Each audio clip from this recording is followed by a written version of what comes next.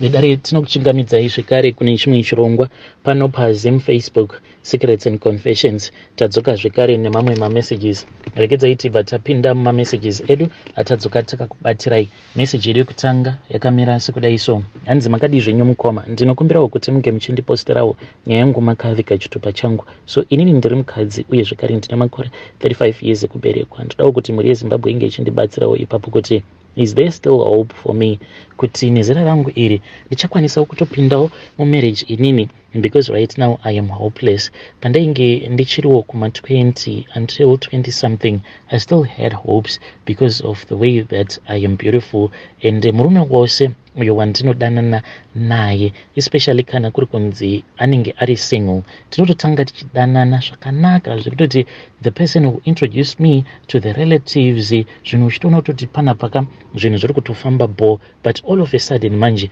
munhu uya anobva angotanga kungoita lolo newe zonosvika ava kusatombokuda, then unozoti kana wamuconfronta then munhu wacho anobva ati iwe sha, with the way you are too beautiful I don't think kuti I can trust you. Mukoma ndozvandinoudzwa nevakomana vandinenge ndichidanana navo, munhu anotokudza kutoti I don't think kuti I can trust you. So I really do not know kuti ndakanyanyisa kunaka zvakaita sei zvekuti murume anonditi with the way you are beautiful I cannot make you to be my wife, but if it is for fun, yeah, it is good. Patori neumwe uyo akanditi sha, iwewe you are just good as a sex partner, kungoti tinenge tichingofara zvedu because zvemastress zvekuzoti kana ndazokuisa padeni ndiri kubasa ndinenge ndichingofunga kuti mukadzi izvozvizvi kuti haasi kutoita zvisina basa here, ndokutorambuka kwandakaitwa because I'm beautiful. So mukoma zvinhu izvi pazvakanyanyisa kutanga, that was when I was dating, pandainge ndiri kuma 16. Saka ndaiva munhu wekuti ndaiva very open, ndobva ndazoudza mama vangu ndikati mama, ndine mukomana wangu uyu wandiri kudanana naye. Mama vangu vakapopota but vakabva vati waita bho mwanangu, wakwanisa kundiudza chokwadi. Zvino vakabva vazoti ndaifanira kuti ndinge ndichitaura navatete because ivo vainge vasingazodi kuti vange vachizonzwa details. Ndikabva ndazoenda kuna vatete ndokubva ndazotaura natete. Saka tete vakabva vazondipa mvura iyo yavakanditi ndaifanira kuti ndinge ndichizonwa uye zvekare nekuzozvigezesa nayo kufesi kwangu yenge isina sipo. It was just clear water. Vakabva vati mvura iyi ichazoita kuti munhu uyo wari kudanana naye ange achizosvika pakukuroora. Ndokubva ndaita saizvozvo. Kubva ipapo ndakadanana naye mukomana uya ndokubva tazoita bonde patainge tava kuma 17 years. Akangoti achingopedza kuita bonde neni ndokuridza tsamwa. Ndikabva ndati what is wrong? So since we were both young I thought kuti maybe he did not enjoy the experience. Apa ari iye futi munhu ainge andibvisa kumandara. Hey, it was not easy. Even right now ndinomboti ndikafunga nezvazvo mwoyo wangu unorwadza kuti apa munhu abva mukundibvisa kumandara obva aridza tsamwa obva asvipa mate, haana kana chaakambotaura. Then kubva ipapo munhu ndokutanga kuita lo ndokubva atotizirwa paya, and iye akatondudza kutoti mukadzi uyu anditizira, it's not like ndinomuda but I just want you to move on with your life. Ndakachema ndikaita sekunge ndichazviuraya, but at the end of the day ndakangozviudza kuti life needs to go on. So I continued with my life. Ndikatanga kudanana nematicha, ndichidananawo nevamwe varume vemunharaunda, but chandakazonotisa ndechekuti kana ndaiti kana ndikadanana neuyo anenge ari single aibva angoti sha, you are too beautiful for me, apa anenge apedza kurara neni. So but kana ndikadanana nemurume wemunhu like munhu anotondipromisa otondudza kutoti ndinokuda, there were so many times dzekuti varume vevanhu vaitouya for my introductions. Munhu otouya by force otoudza vabereki vangu kuti uyu mwana wenyu ndinomuda, I want to marry her, I want her to become my second wife. But inini manje kuna chinhu chandakavenga sebarika, ndakatongozviudza kuti handirikwanise. Even right now I am getting older, I know kuti I am getting older, and as for now kuti ndizviudze kuti ndichawanawo murume wezera rangu nemakore andava nawo, no child no what, but still vanhu vacho vanongoya kwandiri vanotongoti ivo vanoda kundiroora, and munhu iye anenge achida kundiroora anenge agara aine mukadzi wake. Saka handizivi kuti is it a curse kuti ndakagara ndakeswa here from birth kuti I am supposed to be married ndobva ndagara pabarika, kana kuti ipapo pacho pandakapiwa mvura yekuti ndinge ndichigeza nayo navatete vangu, mvura iyoyo maybe yainge iine mishonga here yainge iinayo. So I really do not know mukoma Nash, ndoda kuti munge muchindibatsira. Vedare ndo message iyo yandakatumidzirwa ichibva kuna ndo message yandakatumidzirwa ichibva kuna vanzvadzi vedu. Ngatizame kuti tinge tichitaura navo vanzvadzi vedu ava. Hanzi handizivi kuti ndakagara ndatukwa here naMwari kana kuti pane zvandakaitwa navatete vangu. I don't think kuti it was God who cursed you, but I think kuti vatete ava maybe vakatongokunzwirai godo vakabva vasarudza kuti vange vachikugadzirai. So let us try to assist here in the comment section. Ndegedzai tibva taenda panyedu inotevera. Nyedu inotevera yakamira sekudai. Hanzi makadi zvenyu mukoma, inini ndinonzi Mai Martha, not a real name. Ndiri kuno kuDurban. Dambudziko ndingati matambudziko kozi akawanda. Mukoma, dambudziko rangu rekutanga inini kubva ndichizvagwa, handina kumbogara ndakaita chinonzi mafeeling. Ndinongohwa uye chero kuti mukadzi unonakirwa kana kupedza zvinhu zvandisati ndasangana nazvo muupenyu hwangu. Ndatova ne41 years, chero kuwanikwa kwandakaitwa muna 2014 zvaingova zvokuti ndiite zvinoita vamwe vanana, uye ndaiti pamwe ndichazotanga kuita mafeeling acho uye kunakidzwa ndava kugara nemurume. Then hapana chakachinja kusvika ndizvare vana vangu 2. Pane wechi2 ndipo pandakabatwa HIV. Ndakagwadziwa mukoma zvekuti chero mapirisi avakandipa kuti ndimwe handina kugara ndaabata. Ndanga ndava nepfungwa yekuti ndinge ndichifa. Apa murume wacho haana kugara andida. Apa aita vakadzi vekuchinjanisa muraini apa vachisangana neni kunyange pachibhorani vaitanga kundinemera. Zvinova zvinhu zvaindigwadza zvaita kuti ndigare ndakaita skeleton chaiyo. Okay, fast forward mukoma, because apa ndipo pane nyaya yangu iri pakuti pandakazoita zvekutiza kubva pamurume ndichiuya kuJoni, sezvo murume wangu aiti akanyanya kundishungurudza, ndaienda kumba kwedu ndonogara about 2 achichinjanisa vakadzi. Kana aneta aizonditevera ondikumbira ruregerero rwenhema, neni ndonyingereka. So for the last time pandanga ndaita sekupepuka, ndo pandakazviudza kuti ndainge ndichida kusiyana nemunhu uyu zvamuchose. Ndo pandakauya kuno ndikabva ndamboshanda kumaprazi ndikambodanana nevamwe madzibaba about 4. Nyaya yemafeeling haina kuchinja, but kungogara nemunhu anenge achikuda kunongonakidza zvekuti chero mava panguva iya unogona kungopretenda hako. But madzibaba vakazotanga kusavimbika kwandiri, uye handizivi kuti vakanyengegwa here kana kuti pandiri ndo pane mhepo inoita kuti ndisemewe nevarume. Because takati taenda kumusha, ini kwangu ivo kwavo sezvataisingoita. Pasara 1 week kuti ndidzoke vakandisira message vachindiudza kuti hazvichaite kuti ndidzoke kumba kwavo, chero kutodzoka paprize. Ipapo vaiti ivo vaudziwa nemweya kuti hapana imba yataizovaka kwenguva refu, tinenge tarambana sezvo taiva munzira yekuzoroorana. Ndakagwadziwa apa tainge tatarisana nekisimusi ndichifunga kuti manje vana vangu vanopfekei uye vachadyei. Ndakazoenda pane chimwe chipurazi chainge chisingabhadhari, taishandira less than 100 pazuva, ndikangotengawo zvishoma ndikadzokera kumba. Pandakazodzoka ndo pandakazouya kuno kwandiri kushanda as a maid. Ndakazosara kubva kumaprazi ndava kuvenga varume zvekurevesa. Ndini ndoga paprazi, ndaiva ndisina boyfriend. Muna 2020 ndakazomboti chero hangu ndisina feeling, regai ndiite boyfriend. Ndakaita boyfriend ndikadanana nemumwe anobva kuzimu zvemwedzi inosvika gore, but ndaiti akati anoda kundiona ndaimupa ma-excuses akawanda. Panguva yose iyoyo yandakadanana naye ndakakwanisa kuita bonde naye ka3, but pari panguva yakasiyana, uye ndaitoita mazuva ndichizvishingisa kuti ndikwanise kubuda kuri kuenda kwaari. Mukoma, regedzai ndipedzise nevoice note nekuti ndava kumhanyira kubasa, asi ndinokumbirawo kuti kana mava kuposta imimi mozoita zvekutaipa.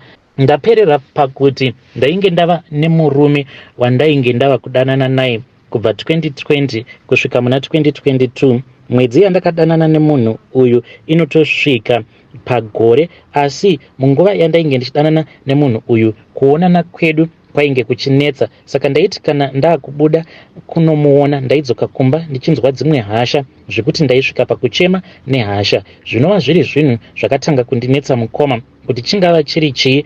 Hongu kubva kare hangu ndainge ndiine dambudziko rekushayiwa mafeeling, but izvi zvainge zvazonyanya nekuti ndaibva ndanzwa kuzvisema nekuzvidzisira. Zvinhu zvakabva zvatanga kundinetsa kuti chii chiri kuda kuitika muupenyu hwangu. Apa boyfriend wacho ainge ava kukumbira kuita bonde neni pasina dziviriro. Apa inini ndainge ndagara nditori nebitterness nechekare, sezvandambokuudzai kuti pekutanga kuti ndakabatwa neHIV positive ndine nhumbu yemwana wangu wechinumber 2. Saka pfungwa dzangu dzaibva dzatotanga kufunga kuti ndakapiwa HIV nemurume, ko uyo murume ari kuda kurarama neni futi asina dziviriro, kukana akazondipa sick. Saka inini ndakabva ndabatwa nepfungwa yekuvenga varume. Saka dambudziko iri rakazoramba richikura kubva musi wandikanetsana neboyfriend yangu achingoti ngatingorara tose pasina dziviriro. Saka kubva ipapo mainge muri muna 2022 kusvika nanhasi handina kana kumbobvira ndakaita boyfriend kana kuita mafeelings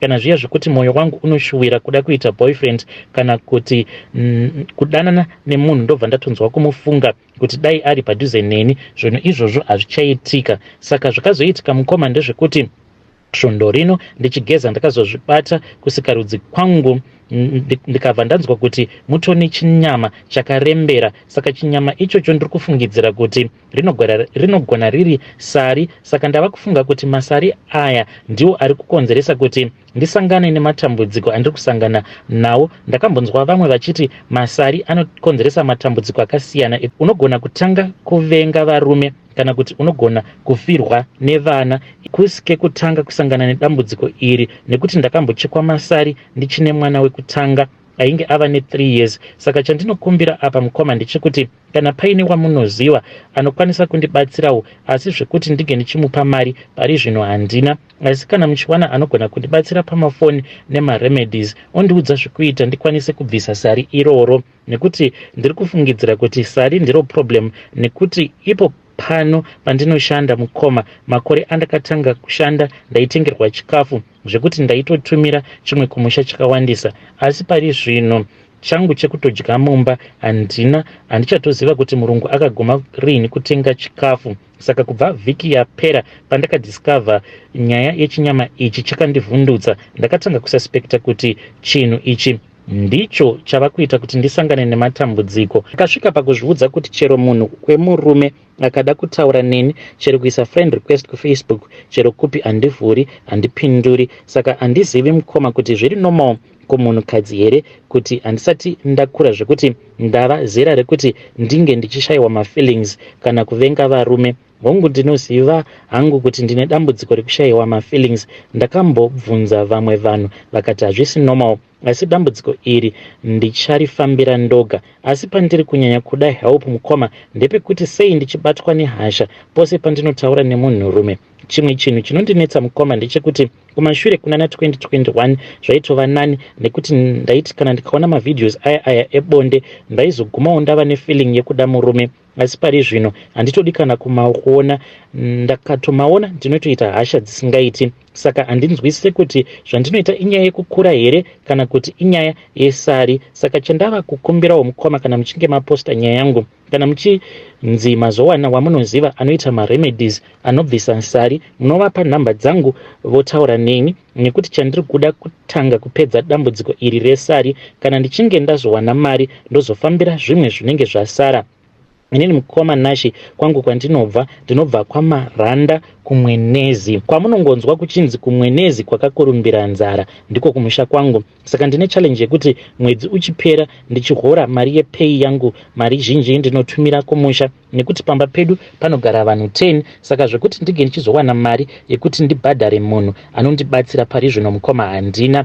Asi kana ndikawanawo munhu anokwanisa kundibatsira pachena kuti sari iri ripere kana kuti ndiwanewo mafeelings pari zvino mukoma handisi pakutsvaka hangu murume, nekuti situation iripo kana murume wacho ndikamuwana ndinomupay, nekuti hapana murume anoda mukadzi wekungotarisa. Asi kana kuri kunzi ndikawana anondibatsira murume ndogona kuzomuda hangu asi ndodawo ane status yakaita seyangu kuti ndisazorarama ndiri guilt kuti ndakakanganisa life yeumwe munhu, nekuti inini pachangu ndinotorarama ndiri munhu ane bitterness nekuda kwekuti ndakazadzwa chirwere zvekuti kana ndikazvifunga ndinoshaya kana appetite nechikafu. Saka handidi hangu kuti pain yandakanzwa ndinge ndichizoipa pain iyoyo kune umwe munhu. Sorry henyu nekurebesa nyaya yangu, ndiri kutsvakawo help anokwanisa kupedzisa masari. Kana aripo makasununguka kumupa nhamba dzangu andibatsire. Asi kutaura chokwadi mukoma, handina hangu mari, saka ndiri kutofunga kuti sari iroro ndiro riri kuita kuti ndiite hasha nevarume nekusunga life yangu. Mukoma, ndinotoziva hangu kuti hongu handina mafeelings nevarume, iri ragara riri dambudziko randinoziva, asi chiri kunyanya kundishungurudza pakuzoita hasha mushure mekunge ndataudzwa nemunhu wemunhurume. Mukoma, ndiyo secret yangu. Kana hama dzangu hapana anozviziva kuti ndizvo izvo zviri kuitika pandiri. Vedare, ndo message iyo yandakatumidzirwa ichibva kuna evanzvadzi vedu. Ngatizame kuti tinge tichitaura navo evanzvadzi vedu ava mucomment section. Zvinoita here mangondiudza kuti tipote tichidzosa kana samaita vachingotaura nyaya dzemaherbs, kuti maherbs akati anobatsira zvakati, maherbs akati anobatsira zvakati. Zvinoita here? Kana kuri kunzi zvinoita, please tell me so that ndizongoti vapote vachiita maaudios like ipapapa. Vanzvadzi vedu ava vari kuti vari kuda maherbs anorapa masari, vapote vachingo vange vachishandisa maherbs iwawo. So you can tell me what you think in the comment section. Rekedzaiti vatenda panyedu inotevera. Nyedu inotevera yakamira sekudai. Hanzi makadi zvenyu mukoma, ndinokumbirawo kuti munge muchindiposterawo nyaya yangu makavika chitupa changu. Mukoma, inini I am feeling very guilty neizvo zvandiri kuitirawo murume wangu. Saka murume wangu anoitawo zveMr D. Saka nekuda kwekuti tine target iyo yatiri kupusha, nyaya iripo ndeyekuti murume ari kunditi inini ndiri kufanira kuti ndinge ndichigadzirisa zvinhu zvangu ndobva ndaenda kuisland, achiti iwe sezvo uri munhukadzi, it is far much easier for you to go there, then kana waenda ikoko obva wazonditumidzirawo mari ndobva ndazouya. So already ndakatoita zvangu certificate rangu neTAZ. So nyaya yavapo ndeyekuti inini ndiri kuurira murume wangu, enda ndichazive kuti mweya wetsvina here uri kuda kundikanganisira, because I know kuti kana murume wangu akangara azvibata kuti ndiri kumuurira, izvi zvose izvi zvatiri kuita zvokuti ndiri kufanira kuenda kuisland zvinobva zvatovharana. Hakuna murume angambokutendedza kuti unge uchizoenda uko kuchando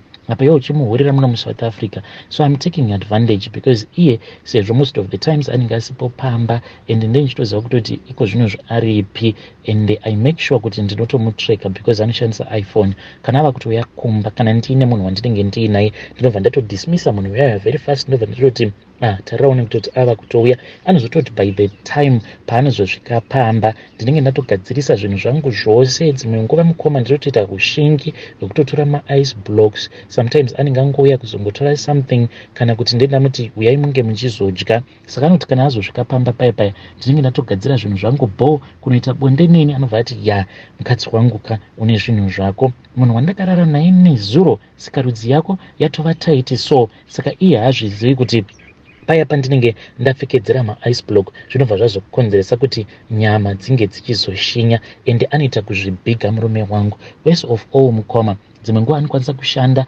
kana kusvika kuma9 or kuma late asipo pamba. Ndinonyatso kuzvinakidza neboyfriend yangu tichinakidzana zvedu, then kana vava kudzoka manje ndichivatreka ndobva ndatoti kuboyfriend you can go.